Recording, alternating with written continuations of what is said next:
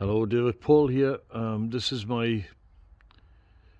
probably going to be my last video that I ever take of this church, and I don't know if I'll ever see this church ever again. This Church of St. Decuman in Watchet, which I attend, and technically I guess it's my church. I'm living in this parish, so for now it's my church, although I've sold my boat and I'm moving on. Yeah, I always have a church that I go to and settle down there while I stay somewhere.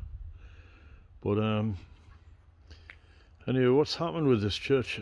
There's this notice here, and what it's saying is that there's no service here today because I think there's a shortage of clergy. There's a vacancy, and they need a vicar. So they're really desperately short of vicars to run the church, and I don't just mean this, I mean Church of England, and I hope that they get one. But St. Paul said that a priest should have at least one wife. He used the term mia, so he could have had one wife, or he could have had a number of wives, but he certainly needed to have one. The Greek word mia doesn't distinguish between one or the first, so you can use it as either first or one. So anyway, and the other thing, he had to be able to teach. So as a teacher, I could do this. I could do it as a practical job. The problem is, I'm not called to do so. You know, people who want to be vicars feel a burning desire, a call, that this is something they want to do with their lives. And I don't have that. I've got a sense of calling to other things, to be a teacher, but not this. So, and that applies to, obviously the churches are full of Christians. It applies to a lot of people. So I don't know what we're going to do about this shortage of the number of people who are called to do it. They have a genuine calling and they're not out there. So I don't know if we maybe find some practical way around it. The essential thing is,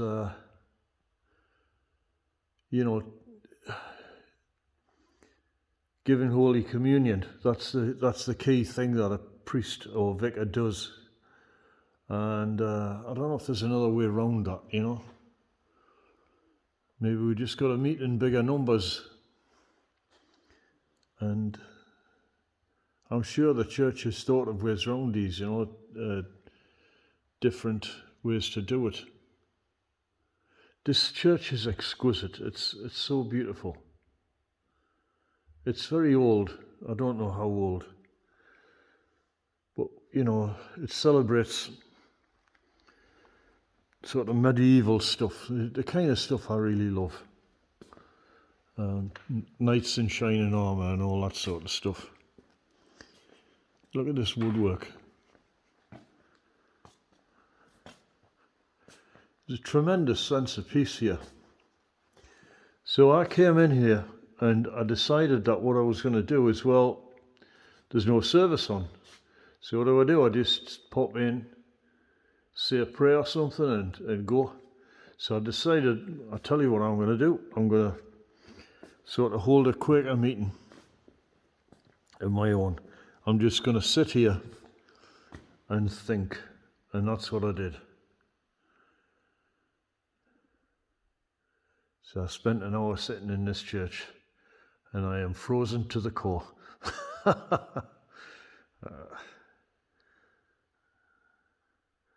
My house in Portugal is it's kind of like a little church in a way. It's huge, thick walls of stone, and I bet that's freezing. So I'm wondering how I'm going to solve those problems. the thermal capacity of these things is so big that you've got to get the fire on for days and days before you get the place warmed through. Anyway, this is an interesting thing. I believe this is a confession box. And I guess for all those Catholics out there, oh no, it's an exit. Oh, it's an exit. Confession in the Church of England is done differently. It's part of a collective. You know if you've done something wrong and you have regrets about things, and so that the things you would confess to God. So what you do in the Anglican Church, the Church of England, or the Protestant Church generally, is you just collectively say a prayer.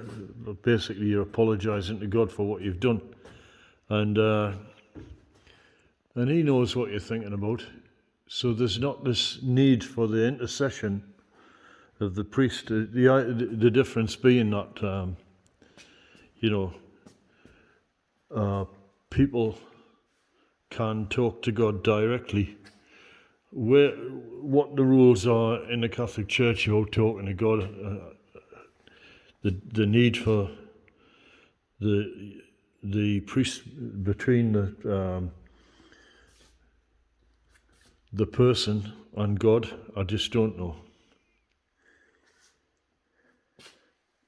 But I love them all, I love the church. I love Orthodox Church, the Catholic Church, the whole lot. And Christ commands us to be unified. So the separation of our churches is a human creation. It's a fault of us.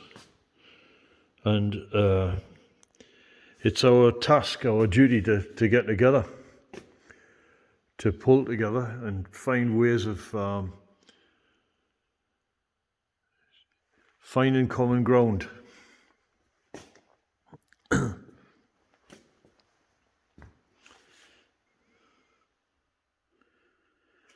So, wobbly leg. Just taking you on a little tour. I talk too much. But then again, if I didn't talk, you'd think, well, what's this video about? I watch videos of woodworkers who never talk. One in particular, Mr. Chickadee. And I just don't get that. I just don't get it. It seems very bright in here on the video, but it's actually quite dingy. So I'll show you something. This here is this altar has a boat there, and it's a representation of a boat. I don't know whether he actually had that cross on the front, but the idea is that St. Decuman came over from Wales to convert these people over here who weren't Christian. So that's what this place celebrates, the Church of St. Decuman. And there's the boat that he would have, it would have been a boat of that type. They're sort of kind of like small Viking ship type things. Vikings and the Christians of Britain is really interwoven history. And it's kind of ironic that I fear Vikings. I not actual Vikings, but people who would willfully pull the church to bits, who would want to wreck it or destroy it or undermine it, and there's a lot of that going on at the minute. Because in my history, the history of Northumbria, I'm a Northumbrian, we were raided by the Vikings and they did an awful lot of damage. And St. Cuthbert, a central figure around there, he was carried in his coffin all over the place in order to avoid the Vikings, constantly trying to protect the remains of St. Cuthbert. They must have loved that guy to do all that. And when they opened his coffin, they found him buried with a beautiful cross. And they gave it the name St. Cuthbert's Cross because obviously it was his. And it's all encrusted with rubies, and you can see it on the internet. And my wife got ill one time, and she had pre-cancer. We caught it in time, and I was just beside myself over that.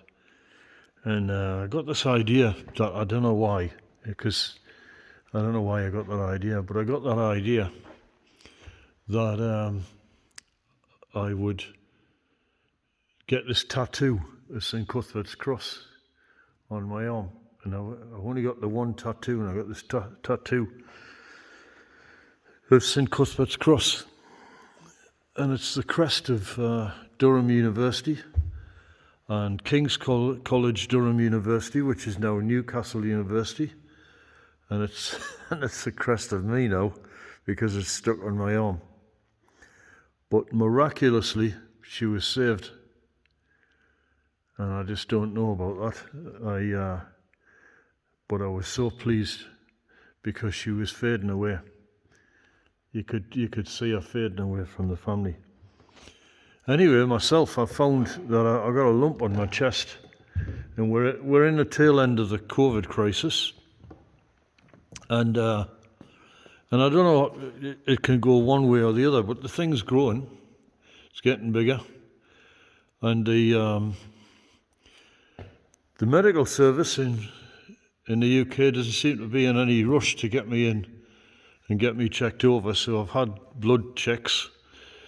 And on top of that, I've been tested and discovered that I've got diabetes, which has knocked me over with a feather sort of situation because I don't know how I've got that. It could be an after effect of having the very original COVID virus, which is really nasty. And it could be damage from that because I don't really do. I drink about two cans of beer a month. And I haven't even drunk that much all my for the last 25 years. So sometimes I'd never have a beer for like sort of 3 years or something.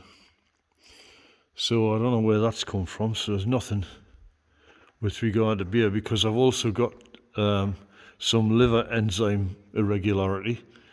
So that would imply you'd been drinking a lot or something, and that's just not the case. And with regard to sugar, I'm not too bad on that. Used to like a cake or something like that, or an apple pie. So anyway, I've knocked that on the head and that stopped. But I'm going to be fine. I'm going to be okay because if I drop dead, I drop dead. It's one way or another. You got to trust God. It's as an old guy in church said, you drop dead and you wake up in heaven. Stop worrying about stuff, sinner. So I'm not. Anyway, stress is one of the biggest killers. So there you go. There's another little tour of St. Decuman's Church, and I hope that they manage to get a vicar for this church. Okay.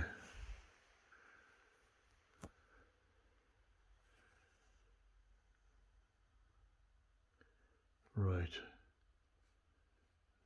Till the next time.